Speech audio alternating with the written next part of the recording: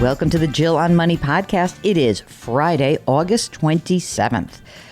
Friday, summer Friday. No, I know it's sort of this weird time. You think it is Labor Day weekend. It's not. Labor Day weekend comes very late this year. So you're still in the summer, I promise. So you can maybe listen to this and say, I just got a little bit of relief. It's not exactly real life yet. I don't know about you, but I always live my life on an academic calendar. I don't even have children. And I still get hooked into, oh my God, it's the first day of school. I like the first day of school. I hope you did too. Anyway, this is the program that is coaching you along in your financial journey. And if you've got a question, if you need a little retuning of your workout, we'll help you out. Mark and I are here for you. We are both certified financial planners, and we would love to help you out. Send us an email, askjill@jillonmoney.com. Let us know if you will join us on the program live. Mark will do the rest. That's what Lisa from New Jersey did. Lisa, how can we help you out? Hey, Jill. Thanks for taking my call. Sure. I have an old 401k, still at an old employer, and I wanted to know what is the best thing to do. Should I leave it there? Should I roll it over to my current employer? Should I roll it over? We currently have other accounts at Fidelity. Should we roll it over into that? Let me ask you a quick question. So Sure. First, start with old employer's 401k. Where is that plan held? What firm holds that? Truthfully, I don't know. Okay. You're working now. You've got a new 401k. Do you know what investment company, mutual fund company holds that 401k? My current account is at Hewitt. Hewitt. Oh, okay. Got it. I don't know what I think that I know kind of what that might look like inside and some of the choices, but my guess is it's not the cheapest plan that's out there. I've seen it before. The reason to stay in an old 401k is that you've got this great plan. Maybe it's a plan that is like, wow, it's at Vanguard and the choices are vast and they're so inexpensive and I've got tons and tons of index funds.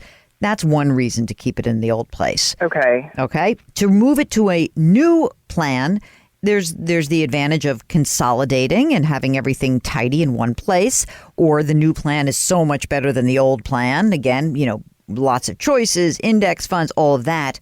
And then the third choice is to roll it over into an IRA rollover account. And maybe you would do that at Fidelity. You said you had other accounts. So do you have an IRA account there already? I do. Okay. So, you might want to consolidate it there.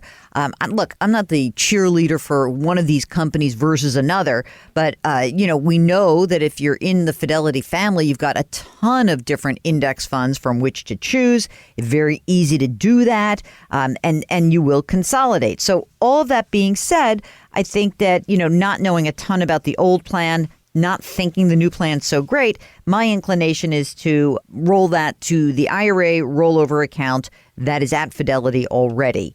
And then we get to the larger issue, which is, how am I going to invest it? How old are you, Lisa? I'm 50. Married, single? Married. Okay. And are you maxing out your 401k right now? I'm doing 15%. 15%. Okay. And how are you guys doing just as a couple financially? Do you have kids? Are you paying for college? What's right now happening for you? We have two kids, 12 and 14. Oy, you're in it, baby. Yes, we are. We'd like to help them out with college, but I don't mind if they have to have some skin in the game. Mm-hmm. All right. Good. Have you saved money for college? Not a lot. Okay. We've been concentrating on 401k Good. as well as an emergency fund. Okay, great. Right now, if you look at your retirement assets between you and the spouse, how much total? 1.8. Nice. And you got a house? We have a house. How much do you say it's worth? It's probably worth $375,000, $400,000. Mm-hmm. We And have a $160,000 mortgage at 3.875. Oh, sweet. That's great. And you said you've built up your emergency reserve, so you got a nice chunk of cash that's just in case. Good. We have 90. Okay. And any other debt besides the mortgage? Nothing. Beautiful. I love this. How much do you make together? About 240. Okay. I mean, you're in very good shape. Have you ever actually run your retirement numbers?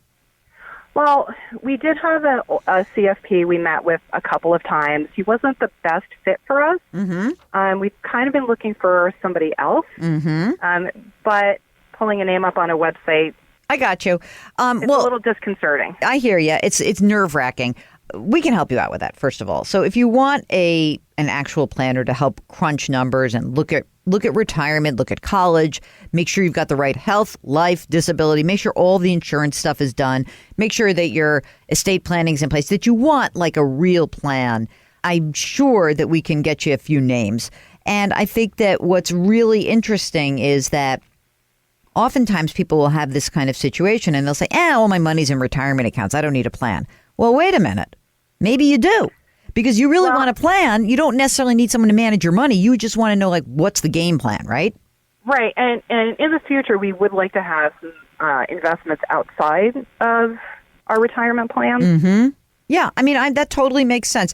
I think it's a great idea for you guys. At this point, you got a chunk of money that is set aside for retirement. You're making good money. I think the big questions that you have about allocating your money is really in line with your risk tolerance, but also trying to figure out what makes sense in terms of how much should we be saving for education? Should we be saving for education? Should we just pay this out of cash flow? And, just getting a bigger picture idea. I love that idea. And then speaking about, like, what is an appropriate fee?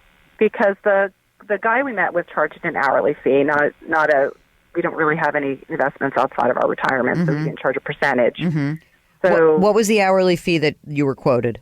I think at the time he was charging us $250 an hour. That's not bad. I think that's probably in line, but I do also think that there are plenty of people who will say, I will do a plan for you instead of an hourly, pay me $3,000 and I'll do a financial plan. I don't know what that is, but I'm just saying that I think there's plenty of people who will give you, I like a flat fee myself rather than hourly. Okay. I don't know. I think hourly is always like, oh, are you calling me because you want to talk to me or you want to talk, I want to know what the fee is. I found this guy also liked to chat a lot about himself. Yeah. And then he also told us that given our age, we would probably need to work until we were 70. I don't know about that. I mean, maybe.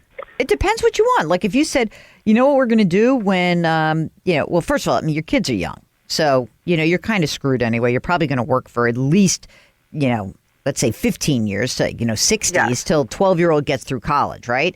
And presuming you like what you do, then like rock on, keep doing it, right? But if you're like, I want to do something else, then I'm so like bought in on this idea of like the next career, in your 50s, 60s, 70s, because I do think that there is something to be said for people who remain engaged in the work world. I'm not saying you have to work as hard as you work, but being able to do something and have a place to go, I think it's fantastic. So, I mean, I think a second career would be great. Yeah, and I think that really has a lot to do with how you communicate what your goals are to a financial planner. I mean, that's really the issue. So if that's something that you're like, oh, my God, that turns my stomach, I don't want to do that, then the planner should be able to say, okay, well, here's plan B. And here's plan C. And here's plan D. Right. Okay, it's a Friday. It's the summer. You can be a little lazy. We get it. No problem.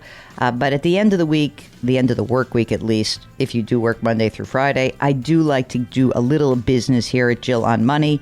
Our music is composed by Joel Goodman. Mark Talercio is our executive producer extraordinaire. We're distributed by Cadence 13. Now, just because it's Friday doesn't mean you're off the hook. You still have to lift somebody up today. And if you have a financial question, we are here for you. Send us an email, askjill@jillonmoney.com.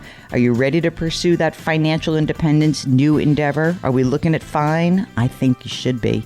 Grit, growth, grace. It's Friday. How about a little gratitude? Okay, we'll talk to you tomorrow.